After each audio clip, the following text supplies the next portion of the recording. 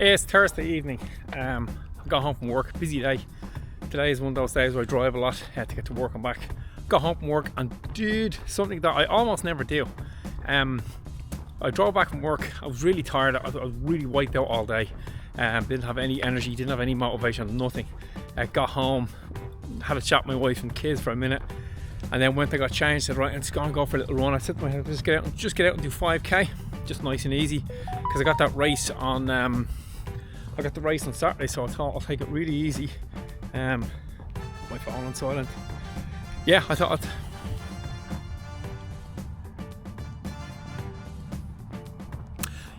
I'll just go out and take it nice and easy, just do 5k. I got changed and went out, and then got out of the car and ran about 40 meters, and after 40 meters it wasn't happening. You know, when you're just wiped out. I was just tired, my whole body aches. My leg that I've been complaining about a little bit was really sore, probably after wearing the carbon shoes last night. I've got the race on Saturday. Had the race not been on Saturday, I probably would have just pushed through and done a little bit, but I don't feel guilty that I didn't go. Yeah, I feel good that I didn't go. It just, some days it's just not on. If I hadn't got changed and went out, then I probably would have felt guilty, but the fact that I actually got changed, got into my gear, went out, yeah, just show up anyway. That's 9 times out of 10 that gets you there. But today it happens probably 2 or 3 times a year. This happens that I get changed and I go out and I think back in February one night I remember getting changed. It was kind of rainy, and I went out to run, and I got halfway down my street and I just turned around and came back. So yeah, not running tonight. So what I'm going to do instead is I'm just going to give a brief synopsis of what's going to happen after the race. So my body is a bit achy, tired. I have that issue going on with the iron. I'll get to the bottom of that. I don't think it's a major issue. I got the race on Saturday. My leg is sore from wearing the carbon shoes. When I went to run tonight, it was the first thing I could feel. So that's kind of why I knocked it on the head. I'll give it a bit of a rattle. I'd say I'll be around about 41:30, maybe in around there, maybe a bit quicker. I don't think I'll go under the 40 minutes, which is what I was hoping to do. Well, look, I'll give it a bash. If I do. I don't think I will. It's a pretty flat course, but there is 2 little inclines. I think there's an incline around about 6.5k, and there's another incline at around 9k for about 500 meters, if I remember correctly. I did that race 2 years ago. So yeah, I'll give it a bash. And then once the race is finished, I've decided I'm going to take a week off next week. I'm just going to do some cycling next week. I'm not going to do any specific running training. I probably won't run at all, just chill out, and I got to give my bloods again, so it might be just a nice week just to switch off. And then once I get back, I'll work on getting the volume up. Okay, so I've been doing 65 kilometers a week for the last 8 or 9 weeks, I think. This week will be a lower volume because I got the race out. We're out on Saturday night with the whole running club. We're going out after the race, so there won't be much running done on Sunday. That'll be the start of my week off, so I might run the following Sunday. But yeah, the goal will be to get up to about 70k, and then for the remainder of the year I'll be doing just specific sessions. I won't be changing my sessions too much. I try to find the runs that work, and I'm just going to work on them as I kind of reach towards that marathon PB. So I'll be doing stuff like, for my threshold work, I'll be doing lots of 1k on 1k off like I did last night, just working at a kilometre on, a kilometre off, right in around that threshold. So just for me, threshold is going to be just a little bit faster than marathon pace. I'll also do a good bit of threshold sessions where I work at 2 kilometres on, 1 kilometre off. So it's a slightly different session to the 1k on, 1k off. That'll be kind of the threshold stuff. I won't do a shed load of VO2 max stuff. What I'll do is I'll definitely be doing some, I'd like to every week or every month definitely get a park run. So a sub 20 minute park run, just go out and give it a good old bash. So 20 minutes of running really hard, you know, probably get up around that 350, so maybe a 19:30 half park run. I'll probably sprinkle in, you know, 10 times 200 when I do some interval stuff. So the intervals will probably be around about 800 meters, where I'm working at yeah, probably around 350, 340 pace, in around there. And then once I finish doing a heap of them, probably do a load of 200s. So just 10 by 200 on and off, just to keep the speed up. But there won't be a huge amount of that. And then the long runs, there's a group that meet in the Phoenix Park. I'm going to try and go and meet with them at least once a month and do a run with them. And then the remainder of the runs will be with the running club. We've got a pretty good crew. There's a good few going for Dublin. There'll be a few of the running club going for sub 3 in Dublin, so it'll be nice to do some Sunday runs with them. That will be a good springboard leading me up to Valencia, because once they all drop off, they start tapering, say mid-October. Still leaves me 6 weeks to do my specific stuff. And when I get in around that 6 weeks, I'll probably hit that crew in the Phoenix Park. They'll all be going for, there'll be a few of them going for Valencia, but there'll be a lot of them. Is there another race? Is New York is before Dublin? There'll be a lot of them training for that anyway. Look, it'll be a good session. They have a sub 3 hour running group, so I'll do some runs with them. Yeah, and that'll pretty much be the structure for the year. Like I said, the interval sessions will all be around the 800s. There won't be too much variety when it comes to intervals, other than the 800s and then throwing and sprinkling in some 200s on and off. And then there won't be a whole lot of variance in the threshold session.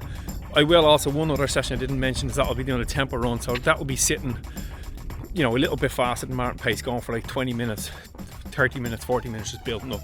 That's pretty much what's going to happen for the rest of the year. I think I'd like to, like I said, initially work on getting the volume up to about 70 kilometers, but once I get past that, then I'd like to get it up around 80. So once I get up to about 80k, I should be able to do that running with the running club. The guys will be all leading up to DCM, Dublin City Marathon, so I'll be able to jump on with them. And then once Dublin City Marathon's out of the way, I'll try and bring my volume up to about 100k a week if possible. That's going to be for the last probably 4 or 5 weeks of training, and I think that will be good. I definitely find as I'm getting older, my body is responding better to just volume. As I see leading up to this race, just doing a few intense workouts, I'm carrying a little niggle here and there. That's probably because I'm not used to doing the workouts. I haven't done a whole lot throughout the year, so that's probably kind of down to me a bit. But certainly as I get older, I just find that the volume and the ability to run around that marathon pace and just slightly faster than marathon pace is what is going to get me my fitness, much more than doing too many of like the 200s or 400s really fast. I find just doing those is a recipe for injury, or an invitation for injury. At my age, I'm 47, so yeah, and that's just for me. Some people can handle it pretty well, depending on what your background is, depending on where you've done before, what your running has been. But I have always kind of in my running career just responded a little bit more fitness wise with volume over intensity, and of course sprinkling a little bit of both in together is always good, but for me the volume is always important. So that's what I'll be doing this year, and that's what's going to be different from last year. And I'll be doing lots of what I'm doing now. So on the days where I don't run, I always find that my footsteps are really low, my step count for day is really low, and I think that's having an effect on my metabolic fitness. So my metabolic fitness wouldn't be great at the moment, I don't think, not what it should be when I'm thinking about running a sub 3 hour marathon or a marathon PB. And what I mean by that is my ability just to utilise fat and use it as energy. I definitely find when I'm doing the long Sunday runs at the club up around 18k, I don't bring any gels at me, and I'm always wiped out at the end, and that wasn't the case before. I used to be able to get 25k without being too wiped out. So definitely lots of footsteps this year, lots of this kind of just easy stuff, particularly on the days where I don't run, just making sure I get that footstep count up, get that metabolic fitness going, get that fat adaptation happening in the body.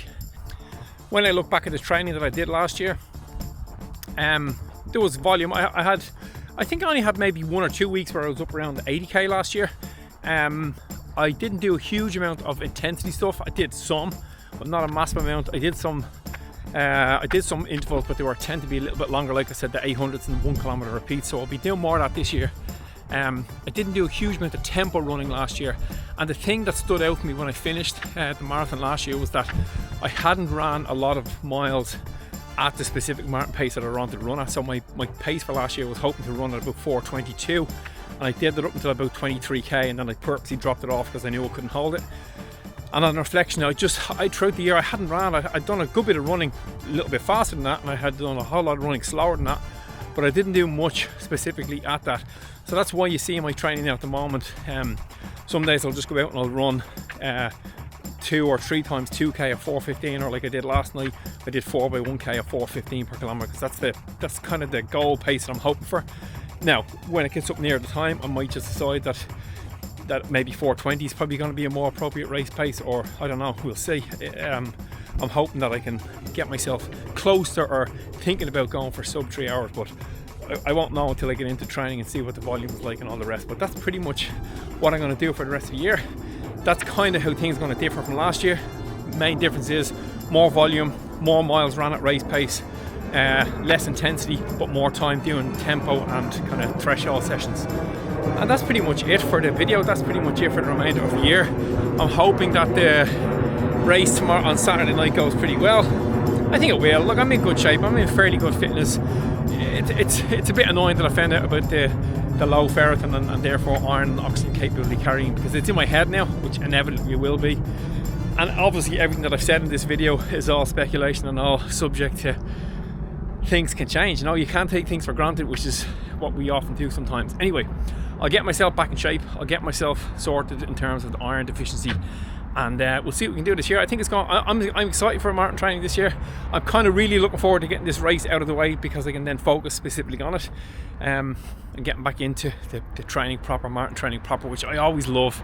Anyway, that's it for this video, guys. Remember, run far, run fast, but most of all, run sensible.